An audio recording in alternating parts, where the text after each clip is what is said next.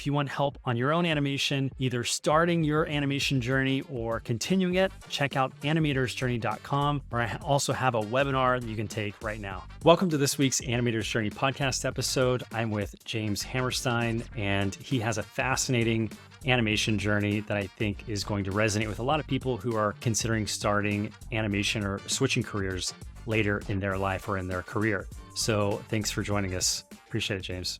Thank you for having me. It's great. Can you tell us a little bit about what you were doing before you became an animator? So I had spent 19 years at university. So I did a 4-year undergraduate degree. I went on and did my doctorate and then stayed on to do postdoctorate research. So I was working in science, as a researcher. And alongside that, some of the work I was doing, some graphic design side of things. So looking after our research group's website and putting data together for industrial sponsors and that kind of thing. Okay. You went straight from being a student and then working for the university that you were a student of, or? Yeah. Okay. Yeah. What kind of research was it? So I was working in geology. Yeah. So structural geology, the research group I worked for, we were sponsored, funded by oil and gas companies. Yeah. So we were doing a lot of the research that they were interested in, but maybe not their day-to-day kind of bread and butter. Yet they wanted to find out things. They'd get us to do that and send them the results. So so it's structural geology, looking at mountain building, rift formation, big plate tectonic scale kind of stuff. Subduction zones. Yeah, absolutely. Yep. I took one class of geology in college, and one question I was going to have for you is, what is your favorite mineral or rock formation? Do you have one? Well, that's a good question. I think I like a good igneous rock. All right. So a good granite. So I grew up down in Devon. Okay. And there's a lot of granite there. And then my PhD was looking at some granites from Egypt. Oh, so wow. Spent a bit of time out there. Cool. Oh, you spent time in Egypt doing that? Yeah, a couple of months over cool. the course of 3 or 4 years. So how did you get into geology to begin with? That is a bit of a story itself. So all through school, I was interested in kind of science side of things. I wasn't a big sit-down drawing, which is a traditional for animators. I grew up watching Disney, and Disney was a big part of our family. So through school, doing science, up until literally about 6 months before I left school, I was looking at doing biochemistry. Okay. And then right at the last minute, hang on a minute, I don't really want to be stuck inside. I like being outside. Grew up right on Dartmoor National, right next to Dartmoor National Park. Spent a lot of time there growing up. Just thought, what else could I do? And chatting with a couple of friends, and they were actually doing geology at different places. And I thought, oh, hang on, that sounds quite fun. Mm-hmm. Volcanoes are pretty cool. Earthquakes are interesting. Dinosaurs are pretty cool. So and then applied and got offered a place at a university doing geology. It's got an applied science, so it's a bit of chemistry, bit of physics, bit of everything. Sort of appealed on that. That's awesome. Front. So 19 years total. How many years in the job? So I did 4 years undergrad, 4 years PhD. So 11 years working. So what happened over those 11 years? Or was there any moment where you were like, you know what, let me take a break, or was it an exploration thing, or was it a straw that broke the camel's back kind of a thing that you were like, all right, I'm out, or just a gradual change that you were like, I'm going to become an animator? I think the actual timing was due to my boss retired. Okay. So our research group was going to have to find a different source of funding, basically, because he was the draw for the industry sponsors. So I had decisions of whether I wanted to actually go down the academic route myself, whether I was interested in it enough. So lots of different things. I think I wasn't really enjoying enough of the subject to want to carry it on. There's like little pockets of it, which I found really interesting and still find really interesting, but I wasn't drawn enough to want to carry those on, if that makes sense. Yeah. It's a lot of pressure, trying to find funding for research. Was there any pressure from your former boss to be like, hey, carry the torch for me, or none of that? Not so much. Yeah. I think if I had been wanting to, I probably could have. Mm-hmm. And I think he would have supported me in that. Mm-hmm. But I don't think I was showing enough interest, and I think he knew that. Yeah. We'd had conversations over the years. Is this what you want to do? Mm-hmm. Yeah, it seems pretty cool at the moment, but yeah. What about animation? Like, why not go back to biochemistry, or why not do, why did you choose animation to be the switch? So I think it was 2014, 2015, I decided I wanted to learn to draw. I've always, as I say, I grew up with Disney and all the Bluth films and Peanuts and Garfield and Calvin and Hobbes, that kind of stuff. I really liked that art form, comic book art form. kids literature art form. And I just kind of wanted to learn to draw. I started looking around, went onto YouTube, found a good series of tutorials, and then came across some of the animation online schools. There was one artist that I was following in particular, Mel Milton, who went to one of the animation schools. And I just kept coming back to the idea of it, of how cool it would be to do that. But didn't really think it was a possibility. What was the transition from, because you wanted to draw, but now you're a 3D animator, was it just kind of a pragmatic career choice to get into 3D animation over there's more of it being done? Or did you discover you enjoyed 3D animation more? Probably discovering that I enjoyed 3D animation. I don't know, 2D animation is cool, and I don't think I'd ever be good enough at drawing to do it. I needed to start 20, 30 years ago if I wanted to do that. And character design, again, is cool, but trying to come up with so many different ideas, I'm not sure I would have had the patience to do that. And again, the competition, coming into this later in life, there's not that many character designers per project of getting work, trying to find something that would be able to support myself and my family. Mm-hmm. As I say, as part of the job I was doing in the research group, I was doing some graphic design things. So that was the other avenue I was looking, maybe going down the graphic design route. But the idea of dealing with clients and all the hassle and people telling you how to do things when they don't really know how to do things, all those kind of things that I dealt with a little bit. Right. Anyway, I was just, as I say, just kept coming back to the idea of animation for some reason. I'd been listening to Bancroft Brothers podcast, and it was actually their podcast was one of the highlights every other week when it was released for me over that week. It's like, looking forward to Friday when it's released and getting to listen to it. What tips? I haven't listened to their podcast. I need some tips, I think. What was about their podcast that you enjoyed? I think it was just their openness and honesty about the industry, about their love of it, and their enthusiasm, and the people they were getting on is their enthusiasm for the art form. Yeah.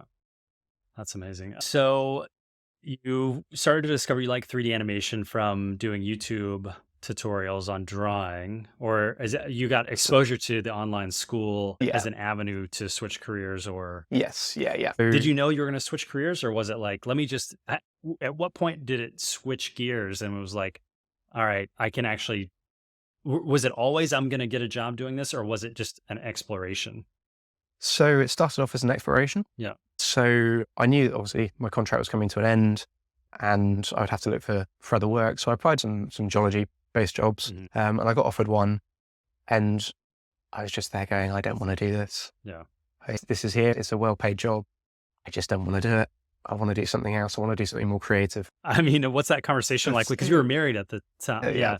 And what are those conversations like when you're like, yeah, I got a PhD, but I'm just going to put that on a shelf and go, how's that go down? I think there was some concern. Yeah. I've been absolutely blessed. My family, my wife have been so supportive. And I think from my wife's point of view, as long as I could sort out the financial side of it, that we weren't going to be really hung out to dry by me doing it, she was okay with it. The other, as you were saying, it was an exploration, and the way I broached it was the online schools, you can pay per term. So I thought, okay, I'll do one class. Right. If I get on with it, I'll carry on. If I don't, I can drop out. It's 12 weeks. It's not a huge amount of time, and then I can look for something else. So that was that was my dipping the toe in the water. Yeah. And so at the time when you started the online school, were you, and I guess to take a step back, did you choose online learning just for the convenience, or was it multiple? Ultimately, I looked at some of the universities in the UK to see if I could actually retrain at the universities. The online schools, they're 18 months as opposed to a 3-year degree. Yeah. I don't have to go anywhere else, so we don't have to worry about uprooting or doing that kind of thing. And yet, dipping your toe in to be able to just work from home doing it is ideal. So the timeline from I'm going to explore this to when the funding for the university research was ending, did that overlap, or were you able to start class in animation before the contract ended, or were you waiting? So I waited until it finished. There was no overlap. So my contract finished in, I think it was March 2019. So I knew that was a very definite ending. I'd applied for jobs. I was still working when I got the job offer. So I think at that point, I knew that I didn't want to carry on in geology or in university or that kind of any of those fields. And I finished, had a week or so off. And then I applied for the online course and got accepted for it. And then that started they did a Maya workshop. So a 6-week class, just to get you up to speed with Maya. So I did that it's a nice way of finding out if I'm going to be okay with it. Yeah. Having done some graphic design kind of things, using Illustrator, Photoshop, video editing software, I figured I'd probably be okay with it. I picked software up pretty quickly. So I didn't think that was going to be too much of a problem, but it's always good to get those fundamentals. Yeah. And so how many classes in were you or how many months in were you when you had that conversation of like, all right, I do want to pursue this professionally? Pretty much day one. Oh, okay. Yeah. It was like the first week I was just so elated with what I was doing and it just felt right. Felt quite natural. And did it exceed your expectations of like what the day-to-day of like actually doing the work would be, or did you have an idea going into it? I think I probably had an idea going into it, what it would be like. I think that's the benefit of going into something when you're a little bit older. You have a bit more realistic view of what work is like. Yeah. You know that there's always going to be things that are a struggle and there are going to be good days and bad days and frustrations, but it's how you look at the overall picture. And I think, so coming in, I knew that was going to be that. Was there any, speaking of the age thing, what age were you, if you care to share, what age were you when you decided to switch? So that was 37. Yeah. Yeah, 37. And what would you tell people who are 19 years old who are like, oh, it's too late? Because I get these messages from people who are like in their early 20s. Like, oh, I didn't start when I was 14 or 15. It's too late for me. If you put the work in, it's fine. I started working at Jellyfish Pictures the week I turned 40. Okay. And that was your first job in the industry. Yeah. So started on the Monday. The Friday was my 40th birthday. It's fine. I think the concern for someone who's a little bit older, there's a bit of a pay cut and you've got to get back up the ladder a bit. So there's those considerations. But if you're 18, 19, 20, you're fine. Yeah.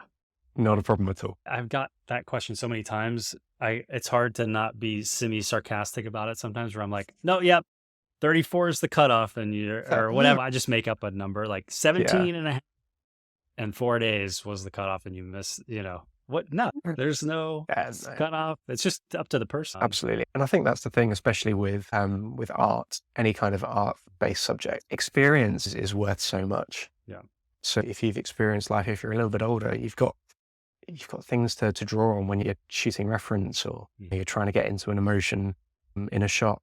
You've got those things to draw on. You can look at your experiences. So in some ways, if you haven't had those, you're potentially going to have to learn that side of thing, and as well as the subject itself. That's very true. Yeah. Speaking of experience, is there any geology related experience that you feel like helps you in your day to day at all?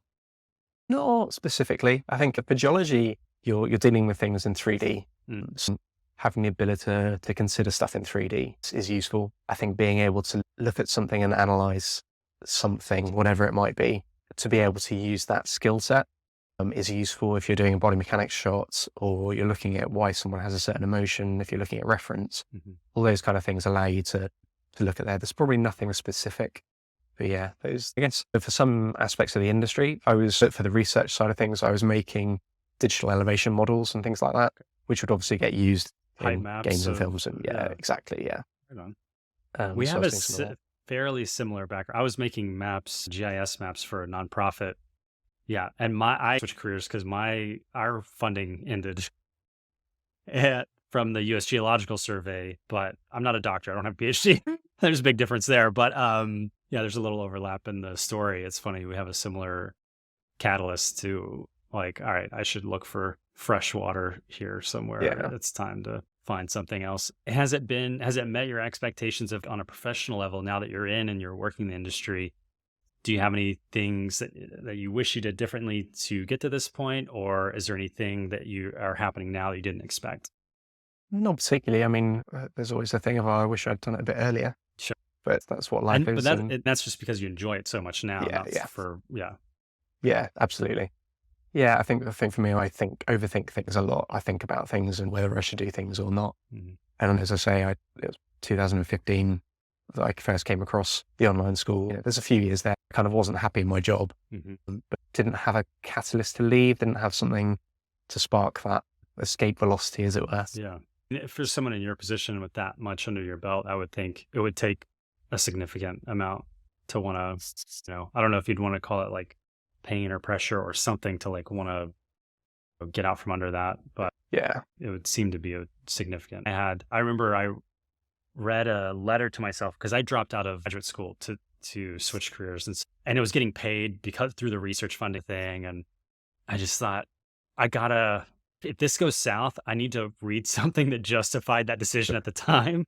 Yeah. And looking back, I still am like, oh yeah, that was sound decision making, I think. And it worked out. But at the time, I can remember just thinking, I need to justify this to myself later if this doesn't work out, that I made the right choice at that time. Yeah. Did you have anything like that, or pros and cons list or anything like that? As I say, I overthink things. I work things out to the nth degree and whether it's going to work. And that's, as I say, that's why I like the idea of an online school where I could just dip my toe in it, whether it's going to work, whether I was going to enjoy it. And I think so there's nothing actually written down. I thought actually, there was one thing along not to do any advertising or anything, some of the art tuition I was doing, there's an online school called SVS Learn. And it was set up by Jake Parker, who did Inktober, Will Terry and Lee White. And actually Lee White came into arts I think it was about 40. I think that's when he switched career as well. They're hearing about that. But so in one of their podcasts, they had a thing about giving yourself a 5-year target. And I made a note of wanting to be working in the entertainment industry in some form in 5 years' time. I mean, and you nailed it, right? Yeah, just about. That's awesome. Growing up, you mentioned the Disney films. Was there any specific film back then or in recent memory where you hold on as like this is the reason why I'm getting into it because I love this film so much, or that show or anything? Not specifically. So I grew up going through teenage years with the likes of The Lion King and those kind of films, and grew up in the 80s with the Bluth films. So they were always really close to my heart. I was thinking as a family holiday when I was really young, we actually went to Florida. I did the backstage tour before the Florida studio closed. Ironic thinking back for that now. It's hard to know those little seeds get planted, how much of an impact. Maybe that was like the seed that grew into the big tree now. But I think the main thing was getting older and realizing that you don't have to worry about what people think about you so much. I'd always loved kind of animation and animated films, cartoons, but growing up you think, oh, these are kids' things. I shouldn't really be watching this, should be watching more serious stuff. But actually, it's the stuff you enjoy. And I went back to reading comics, having read some as a kid, but not too many, and thinking this is absolutely fine for anyone to do. This is just me. Yeah, I love that. Allowing yourself the permission to just pursue whatever you're interested in without. Yeah, exactly. So that's amazing to come to that and then take action on it. It's one thing to, think of that, and then to actually change your life to conform to that is awesome. Was there any time in school where you were animating something that things clicked in terms of technical or skill level wise that helped push your animation to the next level? I think so. The way we were taught was each term we had a different teacher who was working in the industry, and they typically started off by talking about their workflow. So I think actually when I got to my final class, the workflow that was suggested then all of a sudden was like, this is a good way of doing it. This is how I think about things. So I think not trying to rush to find your workflow, but look at all the options, work out how you think, how that works for you, and inevitably dip into all these different things, all these different ideas and approaches works quite well. So I think the idea of not having to do something in a set way.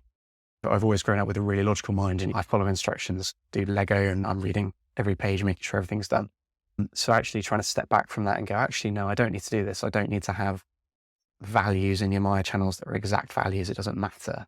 All those kind of things. And then tying that in with a workflow that works for me, but also having the toolbox to go, actually, it's not going to work in this situation. Let's just pinch something from this idea. And what was the workflow that you're referring to? Was it like the layered approach or pose to pose or something of a hybrid? a bit of a hybrid, but pretty much straight ahead. Oh, okay. So when you're blocking, so really focusing on getting some good reference, and then going ahead, blocking on fours or something like that. Straight on Pretty much straight fours. ahead. Okay. Yeah. In stepped or spline? Starting off in stepped. Okay. And so the kind of hybrid that I have adopted is rather than doing a whole shot like that, I'll go, okay, so this is one of my key poses. This is another key pose. Let's go on fours through that and get that to work. I found that, and this was the reason it was suggested as a good approach, when you switch to spline, you've got a lot of detail there already. Yeah. You can sell an idea to your leads and supervisors and directors quite well because you've got a lot of information there. Once you've got your key poses in, and take a lot of time getting those key poses in, you can actually blast through a shot quite quickly and get quite a lot of information down quite quickly. So you can sell your idea. And then, yeah, as I say, when you switch to spline, you've got a lot of what you need there. That's great. So reference is a big part of that, kind of establishing that idea first. Now, I mean, how long do you find yourself having to shoot reference a lot, or you do any thumbnailing before even the reference to have an idea, or you just go on the reference? Pretty much go into reference. I'm not a quick drawer, so it's actually quicker for me to just quickly chuck my iPhone on a tripod, go outside, run around, cry, laugh, whatever I need to do. Do you bring that reference right inside of Maya, or do you have it side by side? So I'll spend a bit of time. I use DaVinci Resolve and edit some ideas. Typically what we'll do for the project is take 2, 3, 4 ideas to our lead, get some feedback, and then I'll go back into DaVinci, Frankenstein things, cut it up, put it to what I want. Stuff yeah. I probably don't spend a huge amount of time retiming it. Okay. I'll just, because I'd rather spend that time in Maya and getting stuff in. I'm curious if you how are you hitting audio beats or sound beats if you're getting that in when you're filming, you're just recording as many times as it takes to hit the timing, right? Yeah, pretty much. And so what I'll often do is I'll go back out. So I'll get the audio, I'll get it in a headset. So often in my preference, I'm wearing these or in-ears or something. And I'll go get some ideas, work out if that's going to work, and then go back out, film some more when I've got a slightly clearer idea of actually what I want.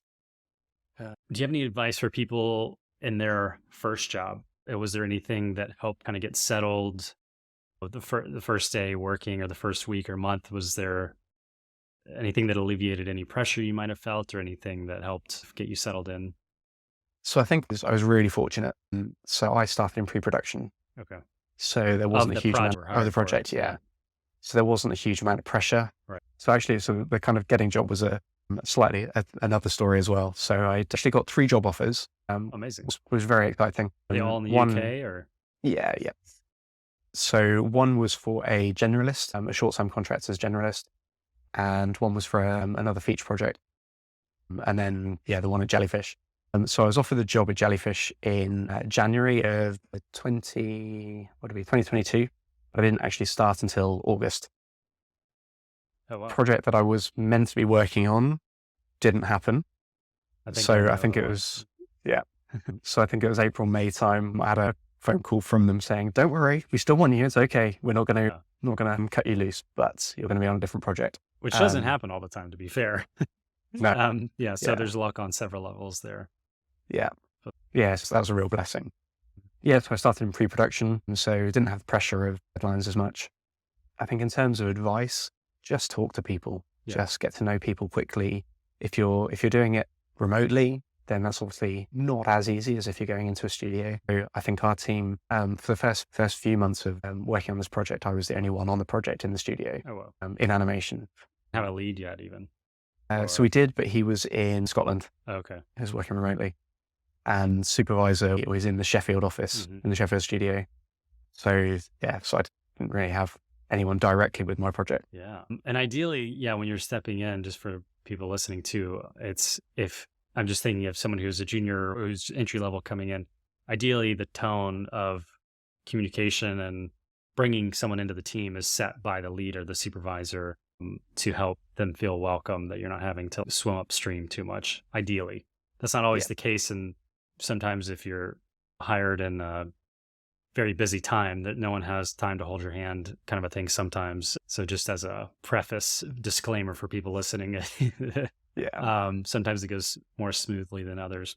No, that's good advice to start chatting people up and getting familiar with who they are and how everything's working. Is there any final advice that you would maybe even give yourself or someone who's in a similar position to you? They're in their late 30s and kind of on the fence about maybe their career path, and they've done it for so long, it's hard to imagine starting over. If you can find a way of testing the water, seeing if it's going to be something that you could potentially do, I think do something like that. Were you gauging it based on your interest, or were you getting like explicit feedback from your mentor to be like, hey, do you think I can do this? Or how are you evaluating? Both. Yeah. So I think that for me, as I say, I was pretty unhappy in my job. I just wasn't getting any real fulfillment for it. Actually, going back to the previous job, one of the other genuine considerations was if I was going to switch into industry, it was going to be oil and gas industry. So there's a moral question whether that's a good thing. And I think there were lots of things playing into why I wasn't enjoying it. Mm-hmm. So for me, I need to be able to take enjoyment in my job. I know some people don't. Some people can just go in and do a 9-to-5 job and they get their enjoyment elsewhere. Yeah.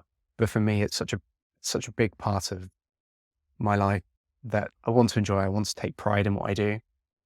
Well, I think we all, especially as I'm turning 40 this next year, as we get to this age, our tolerance for not having enjoyment in our day-to-day life is very low. We want to find that enjoyment because we've been doing it for so long without it. We're like, all right, it's not worth it really at the end of the day when there's these other options out there. In my opinion, that's where I come from. But no, definitely. I think, so advice for someone is try and explore it in some way. Yeah. If you've got the options to do, there's plenty of shop type classes, beginners classes for Maya if you haven't used it.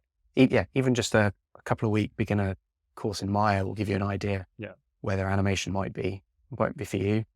If you can do something like that and you think this is something I want to pursue, then just go for it. Yeah. It's easy to say that for me because it's worked out, and I know for some people it may not. Yeah. And it's doing the course in 18 months is pretty intense. I was really lucky. I was so blessed not to have to work while I was doing the course, so I could just concentrate on doing that. I got friends and colleagues that went through online schools and they had to work alongside it, and I know they struggled. Mm-hmm. But one friend who went through, she was working at the same time, but actually she decided she wanted to do it and go for it. So she actually left her job for the last couple of classes and went through and then worked very hard to get a job afterwards. And if you can put all those things in place, don't be scared to try it. Yeah. Excellent. And you're never too old. Yeah. Love to hear it. We need more people saying that because I get every week people asking, I'm in high school, and I'm like, all right, just stop. Don't know. Yeah. You're fine. Yeah. You have a lifetime to figure this out. Yeah. I think the only other thing that might be of interest is that I'm working alongside people that are in very, very similar situations. James Boyle, he's the same age as me and just gone through a very career. So it's really quite common, I think. I feel like it's a very vocal minority who are usually the ones that it didn't work out for, or they're a bit jaded if it did, but not really, and they're trying to dispel, or they're a bit salty in general. And the people who are enjoying it or just are too busy aren't the ones online commenting to a lot of people. So there's this like misconception that it's one way when there's an entire voice like yours, which I'm glad we got to hear. And like you said, your coworker, James, that is in a similar situation. I'm sure he just doesn't have time to be online and be disputing all the misinformation out there. Absolutely. And I mean, because if you're now a parent as well, so you know that time becomes very precious. Yes. Yeah, you have, just today, juggle everything. Yeah, I was like, okay, I have 10 minutes. What can I do in 10 minutes? And I have to find my lists because I'm like, I don't have time to think. It'll take me 5 minutes to think of what I can do in 10 minutes, and then 5 minutes have already gone. And I'm like, I can't do anything now. Well, that's great. Yeah, I think that's perhaps the other thing as a sort of going in a little bit older is having to manage all the different aspects of life. Yeah. Is the only other thing to be considerate of. Yeah. And I feel like when I was younger, I would get more overwhelmed by smaller things. I feel like the older I get, the less concerned. I'm just like, it's going to work out. We'll get through it one way or another. That is an advantage to someone starting later.